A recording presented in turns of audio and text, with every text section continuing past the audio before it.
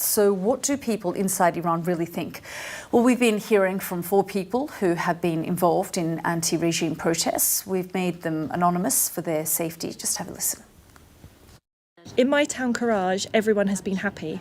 People have been handing out sweets, and in many other Iranian cities, people celebrated the news by fireworks. This shows how cruel and bad this regime has been to us, that the tears of the mothers who've lost their children by the hands of the regime have caught up with them. Since the protests began in September 2022, we were fighting out on the streets until they eventually managed to force us back inside. The result is that I got 41 pellets shot at my face. Fortunately, none of them hit my eyes. My reaction to Raisi's death, all I can say is that the only thing that has made me truly happy over the past 5 years has been the news of his death. I'm not upset at all, even though I never wished death on anyone, but this man, not only did he not do anything for our nation, but he ordered the death of countless young, innocent people. Things are really bad, at least during the protests. Police and authorities were a bit scared and they'd taken a step back, and the pressures had temporarily eased. But now the morality police are back patrolling the streets. Us women have no protection whatsoever.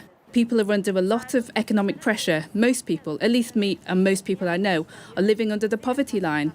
We are the youth of this nation and we expect to be treated better than this. They need to look after the youth of the nation because it's us who makes the future of this country.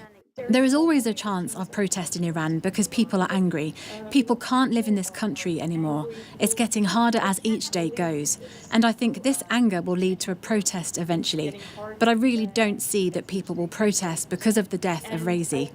I don't see it will lead to a protest, but the way they're leading this country will eventually start an uprising. The state of affairs is like fire under the ashes.